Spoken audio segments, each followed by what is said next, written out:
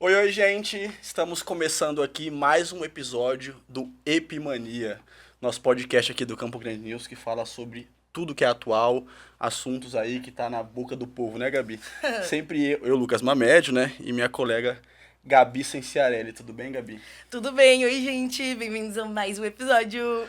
Legal. Hoje é um assunto que, assim, eu duvido quem, né, hoje em dia não tenha ouvido falar da expressão saúde mental, né? Saúde física é uma coisa que a gente fala há muito tempo, mas, né, há alguns anos já a gente tem tido aí vários debates, discussões sobre saúde mental. E hoje a gente vai falar sobre isso basicamente e sobre doenças, né, que são mais atuais em relação à saúde mental. Para falar sobre esse assunto, a gente tem o prazer de receber a médica psiquiatra Camila Salles. Obrigado por estar aqui, doutora Obrigada, Camila. gente, pelo convite. Vou me apresentar rapidamente. Legal. Meu nome é Camila, eu sou médica formada aqui em Campo Grande, formei na Uniderp em 2017, fiz psiquiatria, fiz residência médica no Rio Grande do Sul. Atualmente, eu estou trabalhando na minha clínica particular, né? Eu tenho um Instituto de Saúde Mental. Legal. E algumas psicólogas, né? O Instituto Aluze. Meu marido é meu sócio. Não é da área da saúde, mas é o cara que mexe com as planilhas. E também sou professora... Importantíssimo. Importantíssimo, né? A gente se complementa. Uhum. Também sou professora universitária na Uniderp, né? Para os alunos de medicina. Trabalho com os alunos ali do início do curso e também os alunos que estão no internato. Já estão passando por aquela fase de a finaleira ali da faculdade. No ambulatório de psiquiatria mesmo. E até semana passada eu era diretora técnica do CAPS Vila Almeida. Então, trabalhei 2 anos e meio como diretora técnica lá. Bastante experiência com casos, enfim. Sim, lá a gente trabalha com pacientes graves, né? Que a ideia do CAPS é pacientes graves e né? Com transtornos graves e persistentes. Então, fiquei 2 anos e meio na diretoria técnica lá e agora saí, o Dr. Matheus assumiu no meu lugar. Tem uma semaninha de alforria aí. Legal. Doutor, eu queria começar já perguntando uma coisa mais básica que a gente pode questionar aqui para você hoje, né? Que é saúde mental, né? Assim, eu sei que deve ser uma coisa muito ampla, mas o que é estar saudável do ponto de vista da sua mente, né? De como você é e da vida, Começamos assim. nas perguntas filosóficas. Exato, é filosófica mesmo. Então, assim, do ponto de vista da psiquiatria, né? Quando a gente fala em saúde mental, a gente fala em equilíbrio, né? Então, é muito importante a gente fazer essa distinção do que é sintoma e o que é normalidade, porque muitos dos nossos transtornos, a que momento que uma coisa deixa de ser saudável e passa a ser um transtorno, né? Então, acho que essa é a pergunta principal. A partir do momento que isso começa a comprometer a nossa vida e a nossa rotina. Então, em qualquer avaliação de saúde mental que você for passar, a primeira coisa que a gente precisa saber é: isso está trazendo um transtorno para você, né? Está afetando o seu ponto de vista social, está afetando o seu trabalho, está afetando as suas relações, está afetando a forma com que você se sente e lida com o mundo. Porque o sintoma, por si só, ele não é anormal, né? Então, a gente tem momentos da nossa vida que a gente tem tristeza, tem momentos da nossa vida que a gente fica ansioso, e tudo isso é normal dentro de um espectro, né? Então, na psiquiatria, a gente sempre trabalha nesses espectros. Então, hoje, eu acredito que uma pessoa que está bem de saúde mental é uma pessoa que a sua parte mental, a forma com que ela lida com as suas emoções e seus sentimentos, não está trazendo prejuízo para a sua vida, né, em nenhuma dessas áreas. Às vezes, em uma área, num momento vai estar um pouquinho mais, em outra área nem tanto, e aí, enfim, tem uma gama de acompanhamentos que a gente pode fazer antes da gente pensar em tratamento psiquiátrico, com medicação e tudo mais. Eu acho que, assim, esse assunto é tão importante porque saúde mental foi uma coisa que sempre existiu. Todo mundo, todas as pessoas, todo ser humano tem que lidar com isso. Mas eu acredito que, e se torna até relevante pra gente trazer pro podcast, porque as pessoas cada vez mais estão buscando a saúde mental. Eu acredito que seja isso. Então, hoje em dia, muitas pessoas... muito mais pessoas têm diagnóstico e falam sobre isso, e não se tem mais tanto tabu sobre isso, né?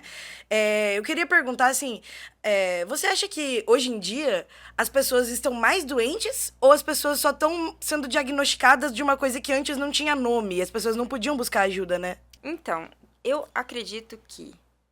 acho que um pouco Na verdade, assim, um pouco das duas coisas, né? Eu acho que a gente tem diagnosticado transtornos diferentes, porque a gente tem tido uma percepção na medicina, né? Uma identificação melhor de diferentes transtornos. Então, tem muitos diagnósticos que a gente não falava há 30, 40 anos atrás e que hoje a gente fala mais. Então, a gente está diagnosticando mais.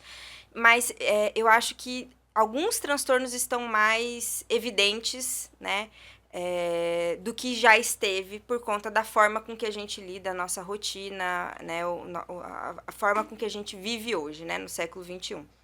Mas eu acho que, assim, a saúde mental ela sempre foi um grande tabu, né? Então, sempre foi muito complicado falar de saúde mental, sempre teve muito preconceito envolvido. As pessoas também não têm acesso tanto à informação em relação aos transtornos mentais. E a gente fica preso muito a estereótipos, né? Então, assim, a forma com que a saúde mental era retratada no cinema, aquilo que a gente vê na TV, né? Então, quando fala assim, do esquizofrênico, a gente já tem uma imagem, né? E mesmo em relação a tratamento de saúde mental, né? Você vai pensar no que era, né, a psiquiatria há 40, 50 anos atrás, a gente evoluiu muito desde lá na forma de tratar os nossos doentes e também na forma de diagnosticar. Então, hoje, a gente tem uma maior procura, né? Uma maior... eu acho que aos poucos a gente está conseguindo quebrar esse tabu e fazer com que as pessoas procurem tratamento. E, ao mesmo tempo, a gente tem um ambiente que está cada dia mais propício ao desenvolvimento de certos transtornos, né? Então, a gente acaba tendo uma variedade diferente de manifestação desses transtornos em gerações diferentes, né? Então, eu sempre brinco que eu olho os meus alunos hoje, né, de medicina, e eu vejo eles muito mais ansiosos do que eu lembro de ter sido na minha época, assim, né? Então, eles estão sempre, assim... Eu lembro de ficar preocupada em relação à prova, mas, assim... Eles têm crises de ansiedade, né? Então, eu vejo uma mudança nesse sentido, assim. Mas, às vezes, na nossa época, eram outras questões, né? Que se manifestavam mais. E eu acho que o ambiente, querendo ou não, né? A forma com que a gente vive, a nossa rotina, mesmo a questão de redes sociais, né? Que vocês falaram que já tiveram... Né, um episódio em relação a isso, né? A exposição que a gente tem, a nossa vida está exposta de uma forma que antes não estava, e isso faz com que a gente, às vezes, tenha mais preocupações. A hiperexposição a informações também, né? A gente, a gente é incapaz de processar tudo que chega pra gente, né? E conectar tudo isso. Eu sinto que a minha ansiedade vai muito pra esse lado, assim, as manifestações de ansiedade que eu tenho, assim, né? De não conseguir elaborar as várias fontes de informação que eu tenho, ou de sentimento. Daí, quando isso são sentimentos, aí vira a mesma coisa, né? São vários sentimentos que eu não consegui elaborar. É mais ou menos como se fossem as informações, assim, né? E como a gente está preso nessa rotina dessa questão de produtividade, de ter que trabalhar, e é muita informação, e a gente não tem tempo para processar essas coisas, do resultado, e a gente não tem tempo de focar naquilo que é essencial para que a gente tenha uma boa saúde mental. Então, assim, no consultório é a coisa mais frequente do mundo. Doutora, eu tô ansiosa, eu tenho crise de ansiedade, eu tô desatenta, eu não tô conseguindo. Mas você vai olhar para a vida da pessoa, tem aquela pessoa que não faz atividade física, aquela pessoa que fica até tarde da noite com o celular, vai dormir meia-noite, 1h, tem que acordar 6 da manhã para trabalhar. Então, assim, tem coisas que você para, mas como que você quer que o seu cérebro consiga, né, trabalhar de forma funcional se você não dá para ele sono, se você não dá para ele nutrientes, se você, né? Então, e isso é algo muito ambiental também, porque a gente está assim muito acelerado, né? Cada ano mais, sim, eu acho. A gente estava... já vou entrar no assunto polêmico aqui, porque a gente estava tendo uma conversa que é recorrente, assim, né? Quando você começa a falar de saúde mental ou de coisas ou de experiências pessoais, né? Que sempre tem alguém para deslegitimar o que a gente passa. Sei lá. Assim, mas eu acho válida a discussão. É válida a discussão, porque a gente tem... Eu e a Gabi somos amigos. Nós somos de verdade. Então, cada um que sabe o episódio de problemas com saúde mental que cada um teve. E isso foram sérios. E aí, já aconteceu comigo, já aconteceu com ela também, de alguém sempre colocar em xeque o que aconteceu. Do tipo assim, será que você não exagerou? Será que não é essa geração mimimi? Essa geração fraca? É uma coisa. Só que é uma dúvida que não é. Eu acho. Não é uma dúvida efêmera. Eu acho que ela faz sentido algumas vezes. Porque a própria doutora citou que você recebe pacientes em que você fala assim, tá, mas a sua vida tá te levando para esse campo, então você tem que meio que se ajudar. Então você tá tendo ansiedade, mas. Pelo menos foi isso que eu entendi, né? Até que ponto, né, a gente tem casos. Existe casos em que as pessoas exageram? Tipo, você não tá passando por isso? Ou não é a gente que tem que dizer isso? Eu acho que cada indivíduo vivencia da sua própria forma, né? Então, na verdade, pra gente não importa. Não importa. O que causou tal. É exagero, Aconteceu não é. comigo, O que importa é o que a pessoa tá sentindo, né? Então, a gente vai trabalhar em cima disso. Até na parte da psicoterapia, né? A gente fala assim, Sim. mas e se o paciente na terapia mentir pra mim? Não importa. O que importa é a verdade dele, é em cima disso que você vai trabalhar. Então, a partir do momento que a pessoa vem e ela tem uma queixa em relação a um sintoma X, Y, Z, a gente vai tentar ver de que forma a gente pode trabalhar para melhorar isso. Se outra pessoa, né, daí entra, né, a gente não pode medir a dor do outro pela nossa regra, né, nossa régua, porque cada um vai vivenciar isso de uma forma diferente. Pode ser que para você seja uma coisa que ok, e para outra pessoa não, né? Então a gente não pode, né, desvalorizar a experiência do outro porque a gente não é o outro, a gente não está, né, no lugar do outro. Agora, o que a gente pode fazer é tentar entender, né, o que a gente precisa fazer para que aquele problema seja resolvido. Às vezes pode ser, dependendo do caso, pode ser às vezes só uma reorganização de uma rotina. Tem paciente que vem no consultório com queixas e que a gente vamos fazer o seguinte, né? Hoje em dia, né, porque a gente não dá o valor, e é isso que eu acho importante de falar dessa questão da rotina. A gente não valoriza o quanto que essa parte comportamental reflete na nossa saúde mental. Sim. Né? Então, às vezes, não é falando assim que às vezes era só, é uma coisa simples de resolver. Não, é uma coisa complexa de resolver, né? Essa parte de rotina, de sono, né, de atividade física, principalmente. Sim. E isso é uma parte essencial. Então, assim, é aquilo que eu falo, a gente tem que sempre individualizar o caso. Pode ser que para você seja uma coisa grave. Atividade física. É porque eu encho o saco dela pra fazer Nossa, atividade ele é muito física, chato. como isso pode ajudar. Cara, você sabe que saiu recentemente, a gente já tinha alguns... Pode falar, doutor. A gente já tinha como alguns que é bom, estudos, pode falar. que é uma coisa que eu falo em toda consulta pros pacientes, né? Não adianta você ir na consulta, o médico vai falar pra você tem que fazer atividade física. A gente não tá falando isso porque a gente quer ser chato, a gente não tá falando porque a gente isso é personal porque... trainer, né? Eu não. Porque a gente... Não, você não é médico. Você tá falando porque você é chato. Mas Ela não. Não, pelo amor Pode de falar, Deus. doutora. Mas eu já ouvi médicos falando, aí eu só replico. Eu nunca namorei. Eu observo o namoro dos outros e prior aqui. Então, assim, pra tratamento, inclusive teve, eu não vou lembrar exatamente qual foi o paper, saiu esse ano, que pra tratamento de transtorno depressivo leve, primeira linha, atividade física. Perfeito. Primeira linha de tratamento. Né? Então, quando a gente fala isso, não é que a gente está querendo minimizar, não, é porque realmente é tratamento. Né? Então, a gente tem estudos que demonstram que fazer atividade física regular, ele traz benefício no tratamento de depressão, tanto quanto tomar remédio. Então, se a gente pode associar as duas coisas, ou às vezes tem casos que a gente resolve só com isso, né? Então, assim... Voltando lá à pergunta, eu acho que é muito individual de cada um e o fato de, às vezes, você não precisar de um remédio psiquiátrico, sei lá, um tarja preta, como o pessoal gosta de falar, não quer dizer que o seu problema não é um problema. Exato. Eu queria perguntar ainda nesse sentido, tipo assim, muitas pessoas da geração antiga, pessoas mais velhas, acham que a vida foi muito mais difícil pra elas. Então elas veem a gente vivendo agora e acham que é drama, assim, né? Quando a gente busca por ajuda.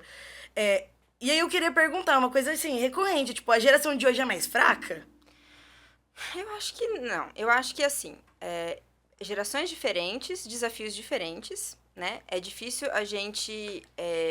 medir, porque as pessoas das outras gerações não vivenciaram o que a geração atual vivencia, Sim. né? Então, essa exposição social, essas questões relacionadas, eu acho que principalmente a mídia social, a vivência, o ritmo que a vida tem hoje em dia, é algo que não tem como alguém que não viveu, né, a juventude nesse período viver. Agora, o que a gente nota, às vezes, eu trabalhando com pacientes mais jovens, né? É que eles, muitas vezes, têm uma dificuldade... Eu acho que, devido a essa questão desse transtorno ansioso muito grande, tem uma dificuldade de manejar essas emoções dessa forma, né? Então, que talvez gerações passadas não tinham esse desafio tão grande, assim, né? Então, muitas vezes eu noto...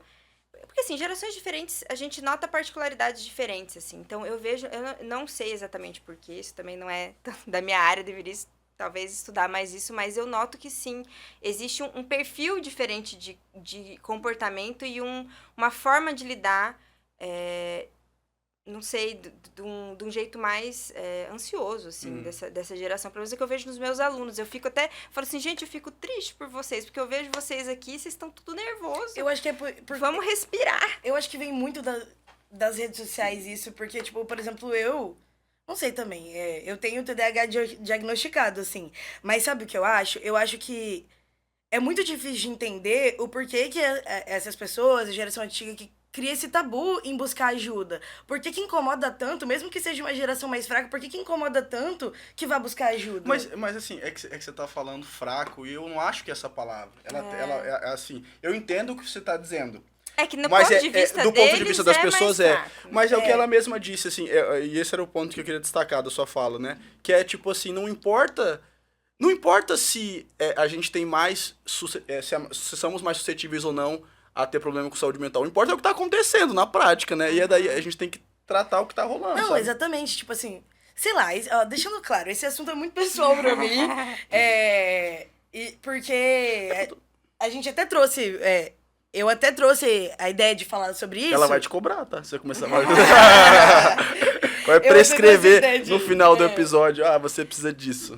Eu até trouxe a ideia de fazer sobre esse tema, porque a gente fez uma reportagem aqui no Campo Grande News sobre burnout. E eu que dei a entrevista. Eu tive burnout aos 21.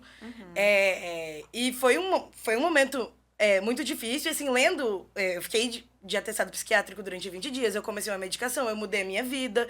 E lendo os comentários, assim, essa geração não aguenta nada. Isso, foi tipo, loucura. Assim, é por isso que... Cruel, eu achei quando cruel eu tô falando, das tipo, pessoas. assim, As pessoas fraco, são cruéis, eu não tô cara. diminuindo, eu tô falando do que eu passei. Porque esse tipo de comentário faz com que as pessoas... não busquem por ajuda, porque o mais difícil de buscar ajuda para saúde mental, pelo menos para mim, na minha perspectiva, é admitir que você não tá dando conta. Sim. Tipo assim, admitir que você tem um problema, entendeu? Gente, e por que a gente não pode ter uma vida melhor? Exato, Sabe? não, sim. Eu acho que essa é a principal questão, né? Tudo bem, nossa, eu aguentei tanta coisa, beleza, mas por que a gente precisa dar sequência nesse ciclo, né? Por que a gente não pode adotar hábitos mais saudáveis e valorizar mais a nossa saúde mental pra gente ser mais feliz também, né? Então, assim, o que eu acho que às vezes é necessário um equilíbrio nesse sentido, e que eu vejo um pouco até nos meus alunos, é que eu acho que tem algumas pessoas que extrapolam no sentido dos direitos e questões, e de querer utilizar isso incomoda, utilizar do diagnóstico para justificar todo e qualquer comportamento. Com certeza, isso é verdade. Então, isso é uma coisa que às vezes extrapola.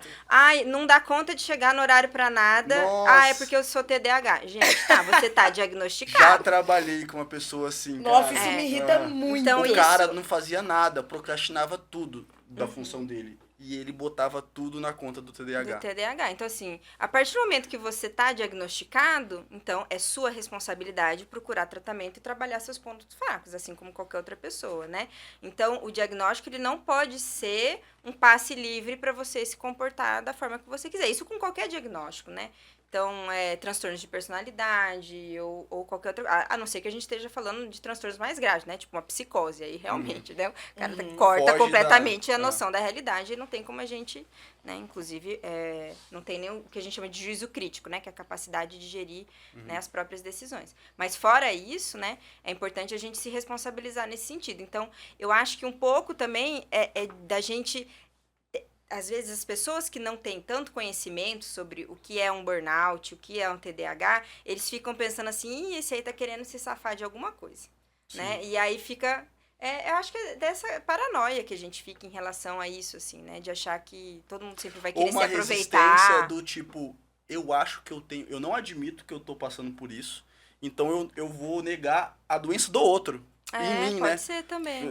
É tipo assim, eu penso muito isso. Quando eu tava lendo os comentários, claro, me afetou.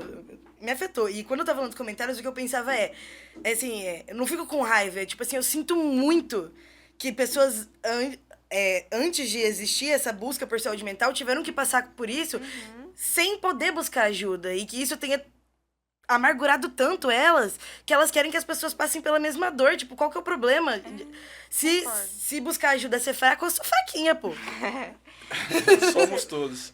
Não, eu acho que a questão da psiquiatria tem uma nuance aí, que é, para as pessoas em geral, que é assim, tá, eu até aceito ir num psicólogo, ficar lá conversando 1 hora, agora ninguém vai me dar remédio, né?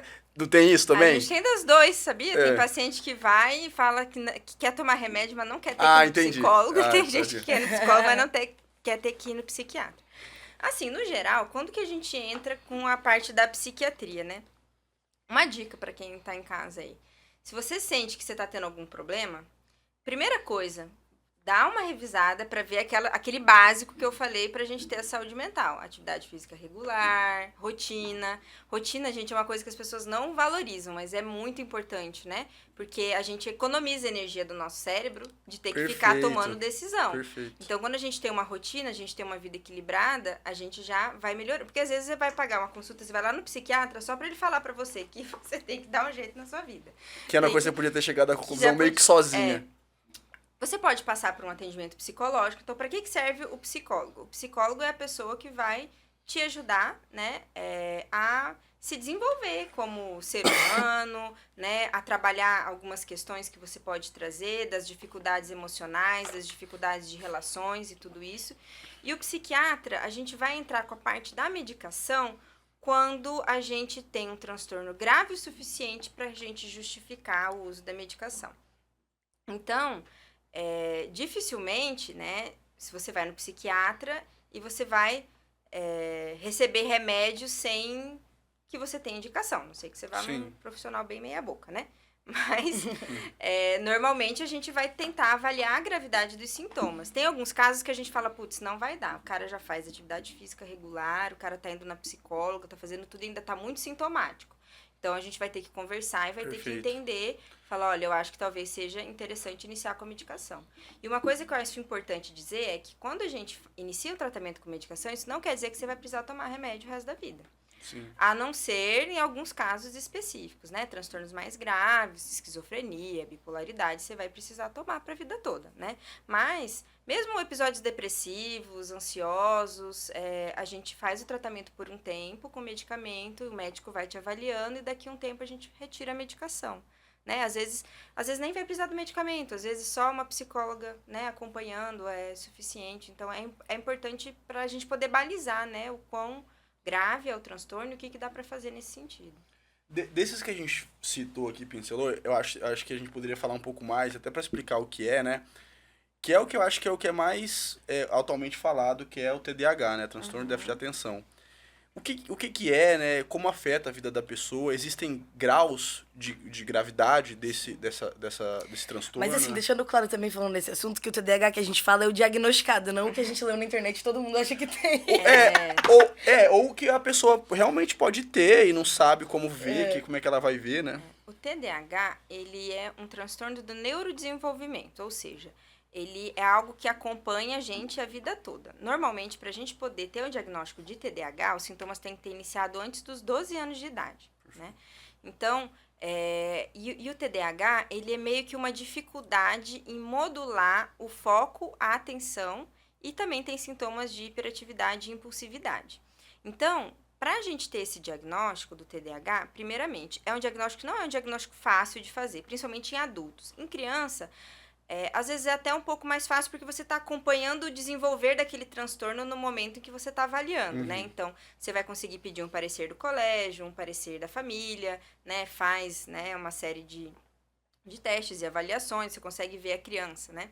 O adulto, o que acontece? A tendência é que o TDAH ele tem meio que um atraso no desenvolvimento de uma área do cérebro que ajuda no foco, concentração, impulsividade, criatividade. E aí, conforme a gente vai ficando mais velho, a tendência é que os sintomas vão ficando um pouco mais a menos, né? Não sei, vocês dois têm TDAH, deve lembrar que quando era pequeno, era uma criança mais hiperativa, mais desatenta, e conforme a gente vai ficando mais velho, a gente consegue fazer duas coisas. A gente consegue se adaptar às nossas dificuldades, né? Então, o TDAH, ele desenvolve outras formas de burlar o sintoma. Então, se eu sou muito esquecido, eu listo tudo e aí eu faço checklist todo dia para não esquecer as coisas. Se eu sou muito impulsivo, eu vou ter modos de me autorregular para evitar de ter comportamentos impulsivos. Então, a gente vai desenvolvendo essas habilidades ao longo da vida. E também, a própria história natural da doença é que os sintomas, principalmente de hiperatividade, fiquem menos proeminentes e acabe mantendo só mais a desatenção. Então, é mais difícil diagnosticar o adulto, porque muitas vezes o adulto não vai lembrar exatamente como é que ele era na infância. Mesmo que você consegue conversar com os pais, tem estudos que mostram que a visão que o paciente tem de como era a infância dele, da visão que os pais têm de como era a infância, diferem bastante. Sim. Né? Então, isoladamente, o histórico não tem como fazer diagnóstico.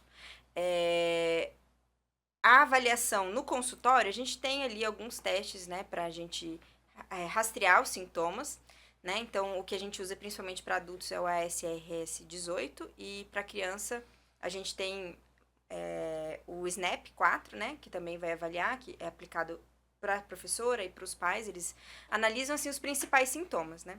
E é interessante que mês passado eu fui no congresso no Rio de Janeiro, e aí tinha um colega que deu uma palestra, né, que ele é especialista nessa área, e ele falando assim, olha, se a gente for pegar o SNAP 4 e fazer o questionário para todo mundo que está aqui, provavelmente todo mundo vai marcar, né, porque as perguntas são assim, com que frequência você perde as coisas, não encontra as coisas em casa? Com que frequência você se esquece de compromissos ou atividades? Então, assim, muita gente ia responder que sim, né? Uhum. Então, por quê? Porque são sintomas que muitas vezes a própria falta de rotina, aquilo tudo que eu falei lá no começo, também podem simular. Então, é um diagnóstico que não é fácil de fazer. Com quantos anos que você foi diagnosticado? Cara, essa história é uma das mais engraçadas da minha vida. A minha pergunta foi, com quantos anos você foi diagnosticado? É uma das histórias. Mas é. Conta eu fui diagnosticada, de fato, com 18 anos. Mas eu fazia teste desde que eu tinha 13. O que acontece? Caramba. O meu irmão mais velho tem TDAH, ele tem 30 anos, ele tem TDAH. A minha mãe tem TDAH e meu irmão sempre foi medicado. Só que eu tenho uma irmã gêmea. E a minha irmã é muito diferente de mim, tanto que ela não tem TDAH. Então, tipo assim, na questão de estudos, ela é muito diferente de mim. Minha família sempre viu que eu era diferente e me levou pra procurar ajuda. Só que eu sempre fazia todos os testes e na sessão que era pra eu ir lá buscar o diagnóstico eu não ia. Porque eu tinha muito medo de não ter TDAH e só ser meio burrinha mesmo. E eu nunca ia. Aí eu realmente só fui buscar porque eu comecei a fazer faculdade em 2020, pandemia, eu ia ter que fazer 2 anos EAD. Não sabia que ia ser 2 anos, mas era indeterminado. Uhum. Então eu fui pra buscar alguma forma, porque acabou a escola, eu falei, não, chega, agora eu tenho que levar esse negócio a sério, né? Faculdade, então fui procurar. Jornalismo tinha que ler muito, então eu fui procurar formas de me organizar, me ajudar a fazer a faculdade. Mas durante a escola eu adiei tudo, porque eu tinha muito medo de não ter TDAH, só ser burra mesmo. Aí eu fiz anos. Isso que você traz é interessante, né? Porque é o estigma que carrega com o diagnóstico, né? O adulto que é diagnosticado na fase adulta acaba vindo pra gente ansioso, deprimido, porque tem alguma coisa que ele não sabe o que é a vida inteira, né? Muitas vezes tem uma autoestima mais baixa, porque nunca conseguiu desempenhar da forma como os outros colegas desempenhavam e nunca soube exatamente por quê. Então, aí como eu sou gêmea, minha irmã é um gênio. A minha irmã fez matemática na UFSCar. Pra ser professora, ela sempre foi um gênio das exatas, assim. E assim, tipo assim, eu achava que eu era gêmea burra, pô. E aí eu fui fazer o teste e com o mesmo médico, tá? Toda vez que ele falava, você vai buscar o resultado? Toda vez. E aí hoje em dia eu faço acompanhamento com ele até hoje, neurologista. Legal. Mas os testes são muito legais, assim. Isso. É a avaliação neuropsicológica, né? Que é uma das avaliações que a gente tem, né? Que é o neuropsicólogo que aplica, que é um psicólogo que faz uma especialização nessa parte. E normalmente é uma avaliação longa, assim, de 6 a 8 sessões, para ele fazer uma uma diversidade de testes e tal. Isso também auxilia a gente no diagnóstico. Então, assim, tem muita gente que vai pro consultório querendo saber se tem TDAH e sai um pouco frustrado, porque às vezes a gente não vai conseguir dar esse diagnóstico numa primeira entrevista, né? Vai precisar de uma... Depende, assim. Tem gente que vem com uma história muito clássica, né? Que você fala assim, nossa, essa não tem... Mas é uma das perguntas que você me fez em relação aos graus, né? Então, a gente tem um espectro de sintomas, Isso que eu ia né? perguntar. Então, a gente tem pacientes que são mais graves e pacientes que são mais leves, que vão E manifestar quais de são os forma principais diferente. tratamentos do ponto de vista da psiquiatria? Tá, então hoje em dia, o que a gente tem? A gente tem o tratamento comportamental, né? Então a gente pode, através Que é o meu. do acompanhamento O meu, com um sem psicólogo, né? Então, e daí vai desenvolvendo habilidades para poder lidar com esses sintomas, né? Então, o psicólogo vai te ajudar a ver quais são as suas principais dificuldades e ver de que forma você pode aplicar algumas técnicas no seu dia a dia para facilitar a sua vida e você conseguir... Porque assim, gente, é um transtorno do neurodesenvolvimento, é algo que vai acompanhar pro resto da sua vida. Então, não é como se fosse uma depressão, que você vai tomar remédio por um tempo e daqui a pouco não vai precisar mais tomar remédio, vai curar, né? Não cura.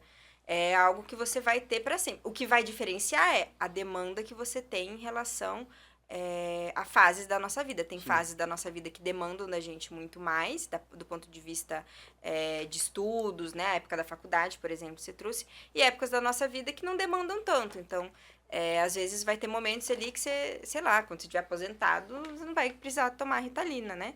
Então, e varia também da gravidade. Então, pacientes com transtornos mais leves, às vezes não precisam nem de medicação. Só acompanhamento comportamental já é suficiente. E que foi, assim, uma das recomendações seríssimas, a rotina é uma delas, né? Muito séria para quem tem esse tipo de transtorno, porque realmente a gente gasta tanta energia tentando focar nas coisas e tudo mais, que se a gente gastar com a dificuldade, com improvisar o que você vai fazer no seu dia, né? É muito complexo. Não, eu tenho um exemplo muito bom. Eu tenho TDAH também, fui diagnosticada aos 27 anos. E eu sou dessas que sempre achei que eu era mais burrinha também. E eu sempre fui do grupinho das nerds pra ajudar. Então, minhas amigas da faculdade que eu digo, elas que me diagnosticaram no ambulatório de neuro, elas pegaram um Snap, que era de criança, e falaram assim, acho que você tem isso daqui. E aí... então, eu não tomo medicação, nunca me adaptei bem com medicação, sou um pouco sensível para efeito colateral. Então, para mim, a rotina é uma coisa muito importante. E eu lembro uma época que o meu marido estava trabalhando numa torre ali na Afonso Pena e ele pediu para eu dar carona para ele. Eu simplesmente esqueci ele no trabalho, porque não era minha rotina passar pra pegar ele no trabalho. E aí ele ficou no alto da torre até 3 dias. Ficou fazendo outras coisas, fui direto pra casa, cheguei em casa, entrei em casa. E eu falei, uai, amor, onde é que você tá? Ele falou assim, uai, aqui te esperando. Eu falei, meu Deus, tive que voltar pra pegar. Então, assim, qualquer mudançazinha da rotina é complicado, né? Tanto que, por exemplo, eu tenho minhas redes sociais lá, que a Isis, que é a minha gerente de redes sociais, fica desesperada comigo, porque de vez em quando eu tenho que postar uns reels, eu nunca lembro de postar. Eu tenho que fazer stories, eu nunca lembro de fazer. E aí eu falo pra ela, olha, eles vão ter que ter paciência comigo. Vocês sofrem antes das coisas? Tipo assim, assim, de achar que é uma coisa do esforço que eu vou ter que fazer, eu antecipo muito sofrimento. Com certeza. Eu fico pensando, eu vou ter que fazer... Eu faço algum compromisso pra daqui a E quando não eu sei vou fazer, quantos ninguém dias. é tão grande assim. E aí eu fico, cara, nossa, que chato, eu vou ter que fazer, cara, vai dar trabalho. Aí penso em 1000 formas de desmarcar, de não fazer. Aí no fundo não é nada, né? Mas tipo eu adotei assim, uma coisa assim, quando eu passei pra vida adulta, e com o meu TDAH e também com os compromissos da vida adulta, assim, se eu não quero fazer, se não é obrigação e eu não quero fazer, eu não vou fazer, pô. Tipo assim, eu não me obrigo mais a fazer coisas que não são obrigação e eu não tenho vontade. Porque daí você sofre quem tem que fazer uma parada. Exatamente. Não sofro mais do que eu preciso. O TDAH, ele tem muita dificuldade com o esforço mental. Então, tudo que exige esforço mental vai ser muito procrastinado e colocado para depois. Porque... O que acontece, né? Então, voltando à pergunta em relação ao que é o TDAH, né? Então, o TDAH, ele tem uma disfunção na produção de 2 neurotransmissores, principalmente, a dopamina e a noradrenalina. Então, ele meio que tem uma quantidade basal mais baixa, né? Então, toda vez que ele precisa fazer algo que exija a concentração, como ele não tem a regulação, né, suficiente ali no cérebro dele para fazer essa atividade, é algo que ele sempre vai tentando deixar para depois. Porque ele já pensa que aquilo vai gerar né? Engraçado, não sei se vocês já viram, esses dias estava rolando no Instagram, eram reels de um menino... Por que a gente fala que o TDAH ele é um distúrbio na modulação da atenção? Que não é que o TDAH ele não consegue prestar atenção, ele não consegue modular. Então, vai ter momentos em que ele vai fazer um hiperfoco. Então, ele vai entrar numa atividade, qualquer atividade que seja estimulante, que aumente um pouco a dopamina, ele vai entrar naquilo de cabeça, e aí ele para de prestar atenção não consegue prestar atenção em mais nada. E em momentos em que aquilo que não é estimulante, que não, né, não gera essa produção de dopamina, ele vai sempre, não vai conseguir prestar atenção. Então, é um vídeo muito interessante, que é um menino, eles colocam ele sentado na frente da televisão, e aí é um assistindo uma aula de matemática, o mesmo menino assistindo a aula de matemática e depois assistindo o filme do Star Wars. Ele assistindo o filme do Star Wars, o menino nem pisca. Exato. Ele fica assim, paradinho. E ele na aula de matemática, ele gira na cadeira, ele vai pra lá, ele vai pra cá, ele abaixa, ele levanta. Então, e aí por isso do estereótipo também, do TDAH, ele é preguiçoso, né? Porque ele tá sempre evitando esforço mental. É que você se sente... É que eu acho que bate de novo naquilo que a gente tava falando de saúde mental, das pessoas colocarem um estímulo. Tem um amigo meu que sempre me fala, assim, uma coisa que é básico, mas é fato. Tipo assim, que a gente não pode medir os outros com a nossa régua. Tipo assim, é muito difícil você falar, tipo assim, ai, preguiçoso, coisa do tipo, porque a pessoa se sente muito incapaz e aí ela não vai buscar ajuda, assim, sabe? Tipo, eu acho que essa é a maior dificuldade, pelo menos tô falando por mim e por pessoas que eu conheço próximas a mim, tipo assim, a gente coloca tanto uma coisa grande em cima, né, de, tipo, do TDAH. Eu mesma, eu tô falando pra vocês, eu achava que eu era burra, só por isso que eu não queria buscar o diagnóstico. E depois que eu tive o diagnóstico, minha vida mudou. É uma mudança de perspectiva mesmo, né? Tipo, mudou. Sobre quem nós somos, assim, né? Tipo, é real, é mudando. E nada mais do que as pessoas começam a falar faz sentido mais, porque assim, irmão, é sua opinião, mas não é a realidade do que eu passo, né? Tipo, não tem como a pessoa dizer mais sobre aquilo, porque eu sei o que acontece, né? As pessoas sabem, né, o que elas são. Eu vejo assim, tipo, pessoas mais velhas, realmente, pessoas mais velhas que eu conheço tiveram vidas muito mais difíceis, mas, tipo assim, hoje eu considero um privilégio a gente poder falar sobre isso, entendeu? E poder buscar ajuda. Por exemplo, falei que eu tive burnout aos 21. A minha mãe, mãe, tô contando sua história. Nem pedi. Mas a minha mãe, antes não tinha nome pra isso, mas a minha mãe foi internada numa clínica psiquiátrica com 22 anos por estresse no trabalho. Ela teve que vender a banca que ela trabalhava, teve que parar de fazer faculdade e nunca conseguiu um diploma. E eu, na mesma situação, pude buscar ajuda, começar um medicamento, mudar de vida e me reconstruir em coisa de um mês. Foi muito difícil pra mim, mas pra minha mãe foi muito mais. Mas não é por isso que eu não deveria ter o direito de melhorar, porque ela teve uma vida muito mais difícil que a minha. Sim. Sabe? Eu fui muito privilegiada. E eu acho que as pessoas poderiam ver dessa forma, assim, sabe? Em vez de ver como se a gente fosse muito mais fraco. Não, a gente é privilegiado mesmo de poder buscar ajuda. O ser humano gosta também de apontar dedo, né? Eu acho que independente se é em questão de saúde mental, faz parte. Eu acho que é aquilo que você até trouxe, né? Às vezes você tá passando por uma dificuldade e você acaba projetando isso no outro, né? Então... e é muito mais fácil na internet, né? Porque a sensação que eu tenho é que as pessoas não têm noção de que tem outra pessoa do outro lado que tá lendo, né? Aquilo. A internet porque é muito impessoal, coisas que né? às vezes as pessoas não, com certeza não diriam na sua cara. Exatamente, a internet, como ela tira a distância, ela coloca uma distância, né? As pessoas... É covardia, né? Muita covardia.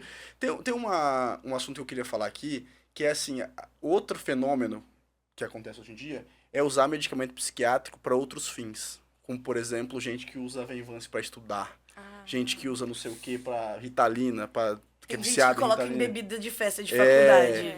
Pavoroso. E assim... Tá drogando a pessoa. Não, além de tudo isso, você tá criando uma disfunção, assim, né, no cérebro que, tipo, pode causar um prejuízo permanente. Principalmente a gente falando de jovem, né, que tá numa fase de desenvolvimento, né, psíquico, a gente tem que ter muito cuidado quando a gente... Por isso que é importante a gente fazer sempre com acompanhamento médico, o uso da medicação, ainda mais os psicoestimulantes, né? Então, se a gente não tem um histórico, né, do paciente, saber a história familiar e tudo mais, é muito perigoso, às vezes, a gente fazer o uso desse tipo de medicação, porque a gente não sabe que tipo de transtorno que pode estar desenvolvendo através disso, Sim. né? Então, sei lá, se a pessoa vai ver se dá pra uma pessoa alguma coisa pra tomar, você não sabe se essa pessoa não tem uma história familiar de esquizofrenia, de bipolaridade, daqui a pouco vai estar adiantando aí uma crise ou alguma coisa nesse sentido, né? Então, assim, óbvio que não é a coisa mais comum de se acontecer, mas pode acontecer. Sim. Então, é muito importante ter bastante critério nesse sentido, ainda mais ficar misturando com outras coisas, porque é medicamento sério, assim, né? Então, o psicoestimulante, principalmente o Venvance, ele é a lisdextranfetamina, ele é um parente da anfetamina, ele é um é um tipo de anfetamina. Tem gente que usa pra emagrecer porque tira fome. Tem. Tem isso, outra loucura. Pois é. A gente conhece, né? Não, mas tem muito colega que prescreve também. Eu já vi cada prescrição aberração. assim, pavorosa, assim, de Não, eu acho misturar isso tudo quanto é loucura. tipo de antidepressivo com estimulante. Eu fico, meu Deus, como é que essa pessoa não enlouqueceu ainda? Depois, como é que sai E disso? tem né? gente que vai buscar ajuda e aí procura, né? E aí começa a tomar medicação, mas não, por exemplo, assim, continua bebendo, num remédio que não pode beber, esse tipo de coisa, assim.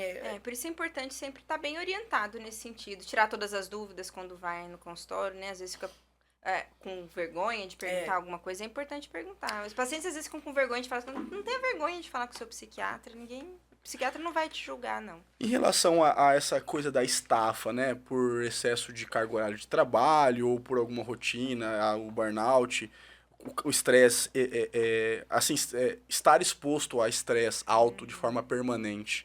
Isso também é uma realidade muito atual, assim, né? Que a gente vive e causa... É o mais difícil de tratar, porque você não consegue resolver o problema base, né? Que é a rotina da pessoa, né? Porque às vezes a pessoa vai tirar não meu pode. salário? Tipo assim, né? Tem isso. Eu vejo muito, eu tenho alguns pacientes que são meus alunos, Ani, eu falo assim, olha, eu vou ter que te medicar porque eu não vou conseguir mudar o problema. Assim, o ideal seria você levar um ritmo mais leve, fazer mais atividade física. Tem que, ao máximo, tentar incluir isso na rotina, né? Então, às vezes você vai ter que acordar às 5 horas da manhã para correr, mas às vezes vai ser isso, né? E aí, às vezes, você não tem como mexer. E aí você dá uma dó danada, né? Você medicar o paciente, sendo que às vezes, né? Poderia ter evitado, mas às vezes não tem como, né? Mas essas medicações, assim, claro, mas o que seria, assim, ansiolíticos? Porque às vezes o paciente vem com queixa, por exemplo, tá insônia, tá muito ansioso, teve, né, tá tendo crise de ansiedade. Às vezes você vai ver algo realmente muito ligado ao trabalho, por exemplo, né? Porque, por exemplo, a ansiedade generalizada é aquela ansiedade da pessoa que ela se preocupa com tudo. Então, ela se preocupa com o trabalho, ela se preocupa com a vida pessoal, tudo ela tá projetando, tudo ela tá pensando na frente. Então, e às vezes a gente uma pessoa desenvolve transtornos ansiosos, o burnout, querendo ou não, né, ele é relacionado diretamente ao trabalho. Então, são sintomas psiquiátricos que vêm do excesso de trabalho, da pressão do trabalho, né, enfim. Então, isso pode... Porque que é a ansiedade, né? A ansiedade, ela é um mecanismo protetor que a gente tem, né? É algo que alerta a gente que tem algum perigo, né? Sim. Então, a ansiedade, ela vem lá da parte do nosso ciclo do medo, né? Então, um exemplo interessante que a gente tem, uma gazela que tá lá na savana, enfim, ou, sei lá, a capivara que tá ali no Pantanal, ela vê a onça... exemplo mais próximo. Pra trazer mais próximo, né? Porque a gente fica pegando do livro, né? Os exemplos do livro é a gazela. Do filme do History Channel, né? Então, assim, no momento que ela vê a onça, aquilo vai disparar nela um sinal de alarme, ela vai ter uma série de sintomas físicos para preparar ela para fugir ou para lutar. Sim. Né? Então, aquilo acontece no Perfeito. momento. A partir do momento que ela não tá vendo a onça, ela tá relax, ela não tá preocupada se amanhã vai aparecer uma onça. Isso é inato do ser humano, né? Que a gente tem cognição suficiente pra gente poder prever o futuro, né? Então, a gente fica prevendo as diversas possibilidades que tem. E daí que vem a ansiedade. Em certo nível, a ansiedade é importante até para mobilizar a gente. Se a gente não fica ansioso com a prova que vai ter na faculdade, você não estuda tanto quanto você estudaria. E às vezes pode ser que você vá mal. Então, você precisa de um certo nível de ansiedade para te motivar a fazer as coisas e também para você prever minimamente os resultados possíveis e se preparar para isso. Para isso que serve a ansiedade. Então, é natural que a gente sinta ansiedade. O que eu falo não, eu melhorei, mas eu continuo assim, quando eu vou ter prova eu fico ansioso, quando eu vou falar, fazer uma apresentação em público, às vezes eu fico um pouco... É normal a gente ter ansiedade. O que não pode é a ansiedade atrapalhar a nossa vida. Né? Então, é aquilo que eu falei lá no começo, tênue, né? É aquela coisa de, se tá afetando a minha saúde mental, se tá afetando a forma com que eu lido com o meu trabalho, com as minhas amizades, com os meus relacionamentos, então aí passa a ser um problema. Eu fiquei com mais uma dúvida no que você falou que me chamou muita atenção. Você falou assim, dá uma dó de medicar o paciente, sendo que não precisava. Eu acho importante tocar nesse assunto também, quando se fala de saúde mental e psiquiatria. Muita gente fala, se você for no psiquiatra, ele só vai te passar remédio. Não. Não é assim que funciona. Não, o ideal não é a medicação. Não, o ideal é a gente fazer aquilo que é bem indicado. Diagnóstico correto, né? Né? Então, assim, Muita tem gente tem pacientes medo. que vão precisar de uso da medicação. E é importante, eu sempre falo, é importante o paciente ele fazer parte do processo processo terapêutico também. A gente precisa entender, no momento que o paciente entra, qual que é a expectativa que ele tem com aquela consulta. Será que ele já veio pensando em alguma coisa? Ele tem medo de tomar remédio? Não tem? E a gente vai discutir aquilo que entra melhor na realidade dele. Às vezes, por mim, por exemplo, esse paciente que chega e fala, olha, minha rotina é assim, assim, assim, eu tô muito estressada, eu tô ficando ansioso, eu não tô dormindo. Então, eu tenho que entender a realidade dele. Dá pra diminuir o ritmo agora? Ou não dá? Então, você, né, o psiquiatra junto com o paciente que vai determinar essa conduta. Nunca pode ser algo de um lado só. É importante ter esse diálogo, né? Pra gente entender o que faz sentido na realidade da pessoa. Senão não adianta. Se eu for fazer um tratamento que a pessoa não vai seguir, não adiantou nada. Né? Eu falo porque quando eu fui procurar psiquiatra, muita gente me falou assim, você vai no psiquiatra, ele só vai te dar remédio e você vai ficar... Dopada. Vai ficar dopada, assim, entendeu? E eu acho que muita gente tem preconceito com a psiquiatria por causa disso e acaba não procurando, né? Mas não é só isso, assim. Não, a gente tem todo, né, hoje em dia, porque assim, a psiquiatria ela mudou muito também. Eu acho que a gente tem muito ainda uma visão muito antiga da eu queria, psiquiatria. a gente já tá mais ou menos assim, caminhando pro final, mas antes de terminar eu queria abordar exatamente essa questão em relação a se você acha, né, que a psiquiatria tem conseguido acompanhar, né, o mundo, as demandas... As demandas psiquiátricas do mundo. Não, assim, porque assim, o que acontece? Antigamente não existia remédio psiquiátrico, né? Então, a clorpromazina, que foi o primeiro remédio psiquiátrico para tratamento de psicose, ele é um medicamento muito recente, assim, então até muito pouco tempo, a gente não tinha o que fazer com o paciente psiquiátrico. Aí, o que fazia? Isolava ele, né? Colocava lá nos manicômios. Então, a gente veio de uma reforma na psiquiatria, de um processo de trabalhar o paciente psiquiátrico mais integrado na sociedade. Humanizado mesmo. Mais humanizado, Então, hoje em dia, primeiramente, né, a gente tem muito mais estudo em relação a medicamentos muito mais modernos, uma forma diferente da gente trabalhar o transtorno psiquiátrico do que a gente tinha lá na década de 50, na década de 60, né? Que foi quando começou a caminhar, né, os maiores avanços que a gente tem hoje. Então, mesmo os próprios procedimentos que a gente tinha daquela época, por exemplo, eletroconvulsoterapia, que é o eletrochoque que as pessoas falam, que é algo que tem um tabu gigantesco em volta. Por quê? Porque lá em 1900 e bolinha se utilizava muito da eletroconvulsoterapia como uma forma punitiva, nos manicômios, sem anestesia, né? Então, e aí a gente vê nos filmes aquelas cenas horrorosas. Das pessoas se debatendo. Então, é algo que tem uma carga, um peso, né, em cima que faz com que a gente fique receoso. Hoje em dia é um tratamento que ainda existe e que é feito de uma forma totalmente diferente. Então, hoje em dia tem eletroconvulsoterapia, é importante para tratamento de casos mais graves. Então, pacientes graves, refratários, esquizofrênicos, até depressão grave, que tem paciente, gente, que não melhora com medicamento nenhum. Sim. Né? E aí a gente tem que ter as possibilidades terapêuticas. Como qualquer outra doença também, né? Como qualquer outra doença. E aí a gente, por exemplo, hoje em dia, a ECT é feita totalmente com anestesia, né? Então, o paciente ele vai lá, em questão de minutos, faz anestesia, coloca os eletrodos, tal, pronto, acabou, vai para casa no mesmo dia e beleza.